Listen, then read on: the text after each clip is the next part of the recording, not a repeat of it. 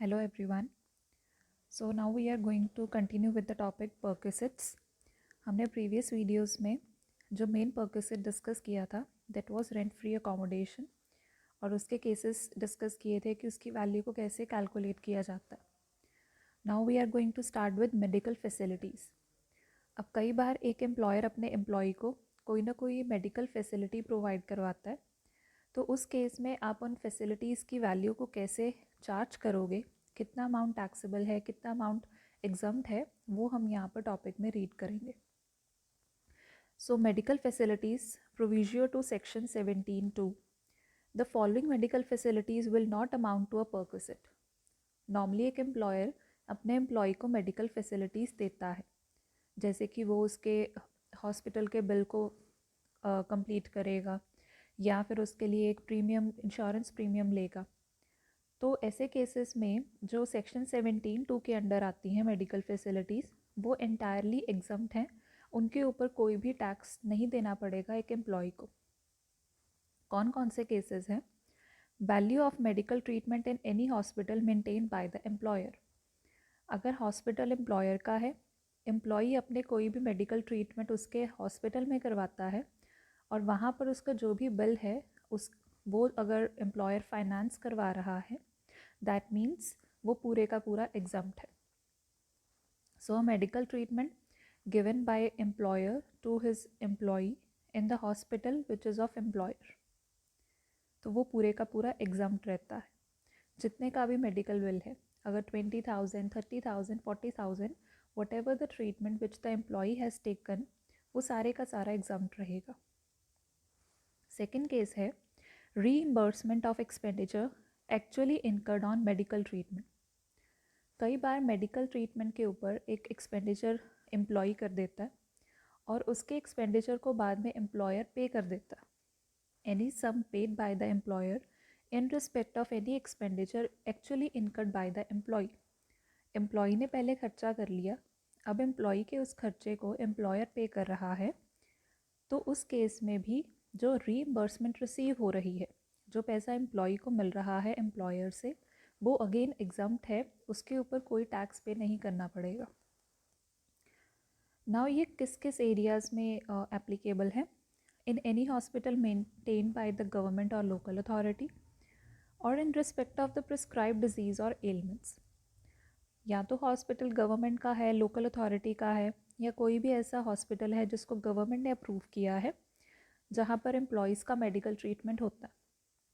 ऐसे बहुत से हॉस्पिटल्स हैं जिनको मेन रिकग्निशन प्रोवाइड की गई है कि वो एम्प्लॉयज़ के हेल्थ स्टेटस के बारे में प्रॉपर रिकॉर्ड रखें, उनके मेडिकल ट्रीटमेंट को फेस करें.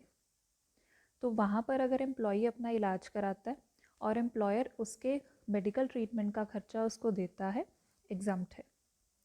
सेकेंड केस में बोला है कि कुछ ऐसे प्रिस्क्राइब डिजीज़ेस हैं, एलिमेंट्स हैं, जिनके नेम्स आपको क्वेश्चन में दिए जाएंगे.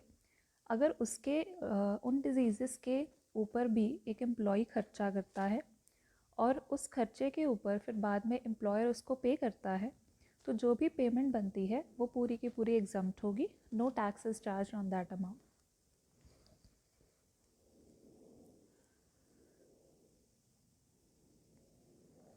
Premium paid to effect and insurance on health of employee. अब एक एम्प्लॉयर अपने एम्प्लॉय की इंश्योरेंस के ऊपर भी एक खर्चा कर सकता है और उसके लिए वो प्रीमियम पे करेगा. तो what ever the premium which is paid by the employer on account of health insurance policy of the employee, that is again not chargeable to tax.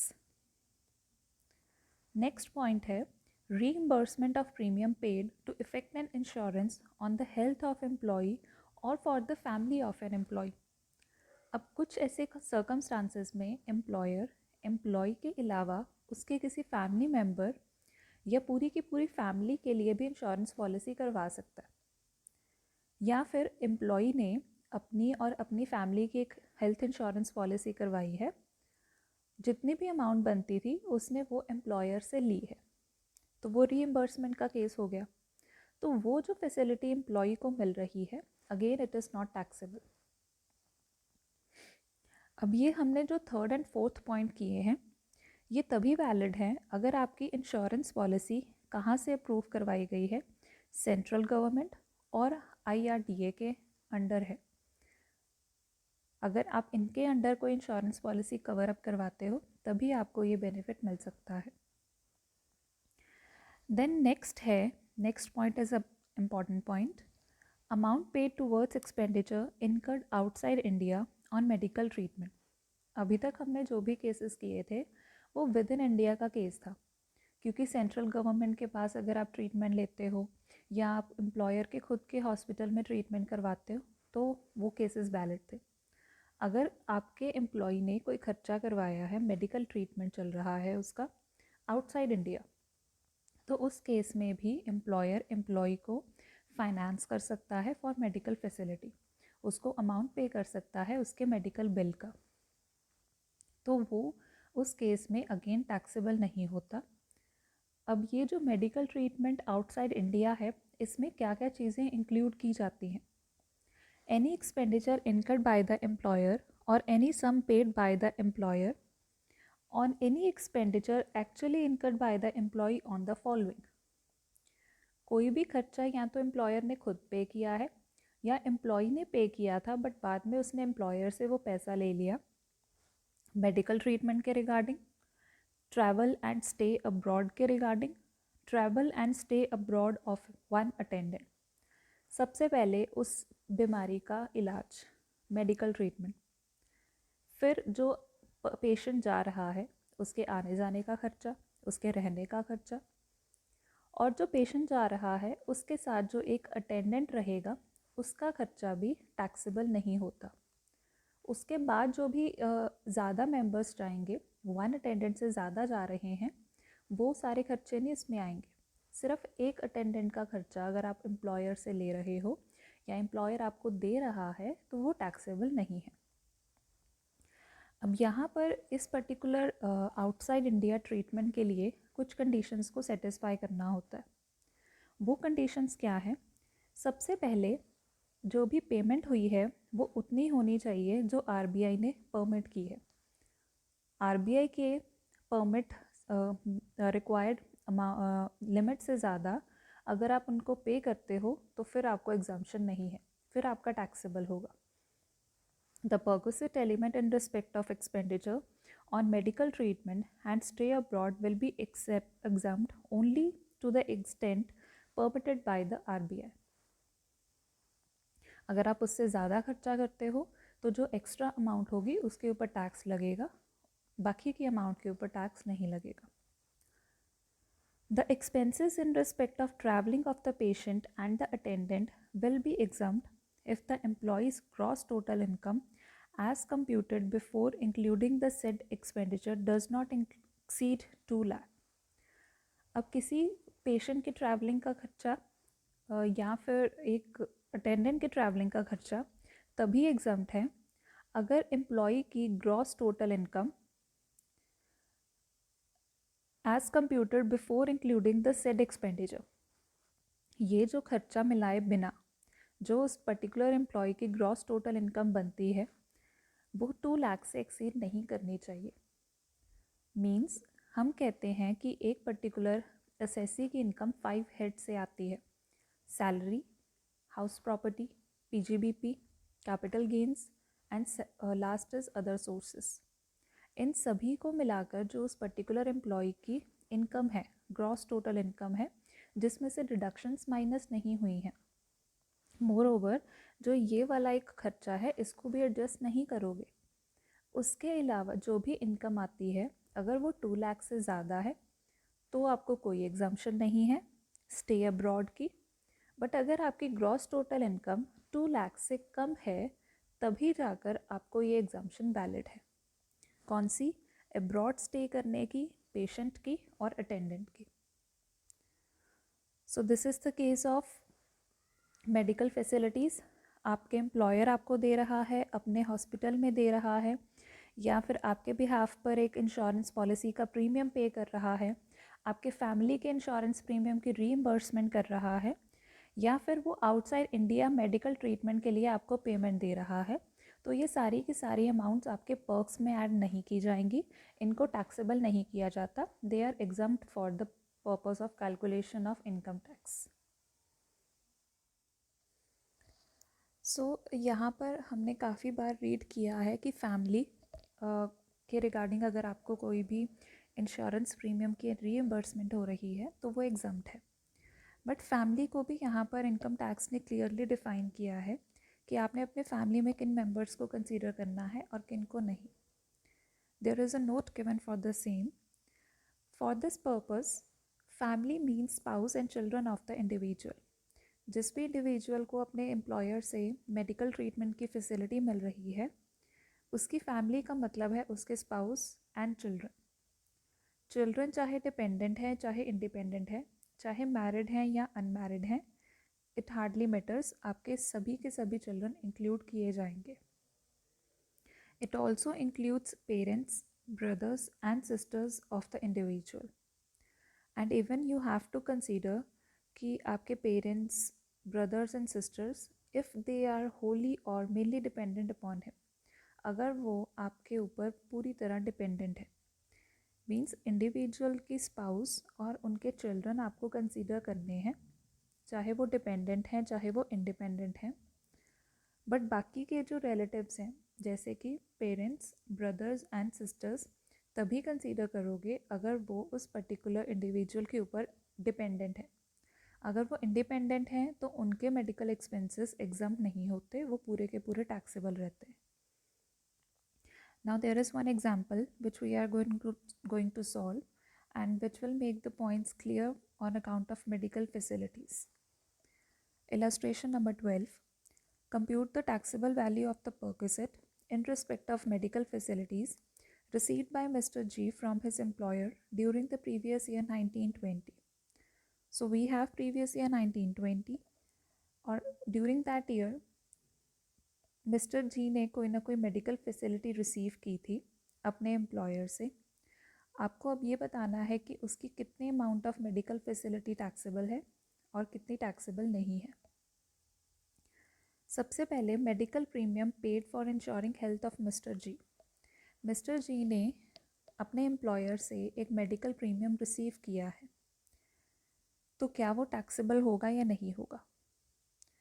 अभी हमने पॉइंट रीड किया था कि एम्प्लॉयर अगर अपने एम्प्लॉय को कोई भी प्रीमियम के अकाउंट पर, इंश्योरेंस पॉलिसी के अकाउंट पर प्रीमियम की अमाउंट पे करता है तो वो फुली एग्जम्प्ट रहता है। तो ये जो 7,000 की अमाउंट है जो मिस्टर जी को प्रीमियम पे करने के लिए मिली है, that is fully exempt, it is not going to be taxable.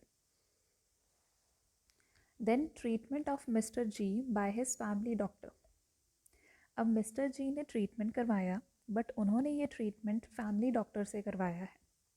Case हमने अभी रीड आउट किया था कि अगर एम्प्लॉई अपने एम्प्लॉयर के खुद के हॉस्पिटल से कोई भी मेडिकल ट्रीटमेंट करवाएगा तो वो फुली एग्जम्प्ट होता है। कहीं पर भी ये पॉइंट नहीं मेंशन था कि अगर वो मेडिकल किसी फैमिली डॉक्टर से करवाता है तो वो तब भी एग्जम्प्ट है। It is nowhere mention. आपका कोई भी मेडिकल ट्रीटमेंट का खर्चा तभी एग्जम्प्ट है या तो आपने उसको अपने खुद के एम्प्लॉयर के हॉस्पिटल से करवाया है या किसी गवर्नमेंट रिकग्नाइज्ड हॉस्पिटल से करवाया है या फिर आपका खर्चा अब्रॉड में हुआ। यहाँ पर फैमिली डॉक्टर है, एज सच कोई भी केस नहीं एप्लीकेबल हो रहा, तो जो ये 5,000 की पेमेंट है ये फुली टैक्सेबल होगी in this case. So there is one proforma given for this. Medical premium paid for insuring health of mister G nil है क्योंकि वो ऑलरेडी रिसीव्ड है और प्रीमियम की अमाउंट टैक्सेबल नहीं होती। Treatment of mister G by his family doctor. Family doctor की जो पेमेंट है 5,000 की वो टैक्सेबल है। अगर वो एम्प्लॉयर के हॉस्पिटल में होती, किसी गवर्नमेंट रिकग्नाइज्ड हॉस्पिटल में होती, फिर वो फुली एग्जम्प्ट रहती। Now the next case, treatment of Mrs G in a government hospital. अब गवर्नमेंट हॉस्पिटल में मिसेस जी की एक ट्रीटमेंट हुई है और जो स्पाउस का खर्चा होता है वो एग्जम्प्ट रहता है। तो इस केस में हमने क्या कंसीडर करना, treatment of Mrs G in a government hospital is nil. अगर मिसेस जी का ट्रीटमेंट फैमिली डॉक्टर की तरफ से हुआ होता तो वो फुली टैक्सेबल रहता। Next, treatment of mister G's grandfather in a private clinic. एक प्राइवेट क्लिनिक में मिस्टर जी के ग्रैंडफादर का ट्रीटमेंट हो रहा है और जो अमाउंट आई है वो आई है 12,000. So it is mentioned treatment of Mr. G's grandfather in a private clinic 12,000. Why taxable? Again private clinic है, government recognized नहीं है, तो यहाँ पर वो taxable रहेगा. Next, treatment of Mr. G's mother 68 years and dependent by family doctor 8,000. Again family doctor है, Mr. G की mother है, तो वो taxable रहेगा. Treatment of Mr. G's sister dependent in a nursing home 3,000. Mister G के एक sister हैं जो कि डिपेंडेंट है मिस्टर जी के ऊपर. अगर वो इंडिपेंडेंट होते फिर हम शायद ना इंक्लूड करते. ये डिपेंडेंट का खर्चा है और किसी नर्सिंग होम में उनका ट्रीटमेंट हुआ, तो अब इसको कैसे ट्रीट करना है.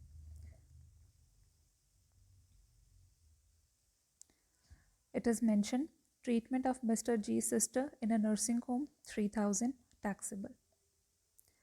अब अगेन इसको क्यों टैक्सेबल किया गया, क्योंकि ये एक गवर्नमेंट रिकग्नाइज्ड हॉस्पिटल नहीं था, ना ही ये एम्प्लॉयर का मेंटेन्ड हॉस्पिटल था.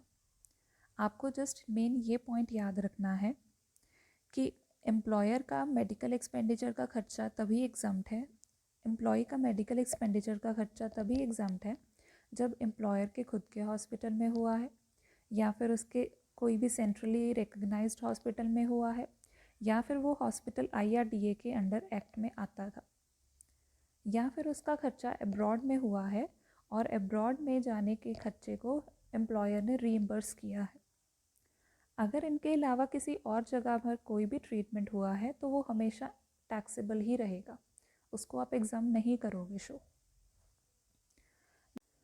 सो the next is treatment of mister G's brother independent. अब इंडिपेंडेंट हैं, उनका खर्चा तो टैक्सेबल होना चाहिए. डिपेंडेंट का अगर खर्चा हो और वो एम्प्लॉयर के हॉस्पिटल में हो, गवर्नमेंट रिकग्नाइज्ड हॉस्पिटल में हो, तभी एग्जम्प्ट रहता है. इंडिपेंडेंट है तो फिर तो वो पूरे का पूरा टैक्सेबल रहेगा. तो मिस्टर जी के ब्रदर के ऊपर जो भी ट्रीटमेंट हुआ है वो भी आपका टैक्सेबल ही शो किया जाएगा. So it is mentioned over here. Last है treatment of Mr. G's brother independent 6,000 because they are not included within the meaning of family. Next है treatment of Mr. G's father 75 years हैं, dependent हैं, abroad में हुआ है. Abroad में जाने का खर्चा आपका एग्जम्प्ट रहता है. कितना खर्चा हुआ? 50,000 का. और स्टे करने का पेशेंट का खर्चा हुआ 30,000 का. लिमिट स्पेसिफाइड बाय RBI है 75,000. अब हमें ये कंडीशन दी गई थी कि RBI की लिमिट से ज़्यादा हम कभी भी एग्जम्प्ट अमाउंट नहीं कर सकते. जितना RBI ने बोला है उतना ही एग्जम्प्ट रहेगा, बाकी का सारा पार्ट टैक्सेबल हो जाएगा. सो 50,000 ट्रीटमेंट का खर्चा आया, 30,000 ट्रैवलिंग एंड स्टेइंग का खर्चा आया और 75,000 की एग्जम्पशन दी गई है, RBI की लिमिट है. तो अब इसको कैसे हमने शो करना है. It is mention 50,000 plus 30,000 is the total expenditure 80,000. उसमें से 75,000 एग्जम्प्ट है, रेस्ट 5,000 इज टैक्सेबल. हमेशा बाकी का जो अमाउंट बचेगी वो टैक्सेबल रहती है, जो RBI की लिमिट तक की अमाउंट है वो एग्जम्प्ट होगी. तो 5,000 में हमने बाकी की ट्रीटमेंट्स को ऐड कर देना है. टोटल जो वैल्यू टैक्सेबल होगी वो 39,000 आ जाएगी. मेडिकल फैसिलिटीज़ में आपको ये हमेशा ध्यान में रखना है कि वो खर्चा कहाँ पर किया जा रहा है और कितनी अमाउंट मैक्सिमम अलाउड है और किन किन के ऊपर अलाउड है. Government recognised hospital, IRDA recognised, या फिर एम्प्लॉयर ने कोई खर्चा खुद पे किया है तो तभी वो टैक्सेबल नहीं होता, अदरवाइज़ वो टैक्सेबल है. डिपेंडेंट फैमिली मेम्बर्स का टैक्सेबल नहीं होता, इंडिपेंडेंट फैमिली मेम्बर्स का टैक्सेबल रहता है. So this was the case of medical facilities. We will continue the class with the new topic in the next video.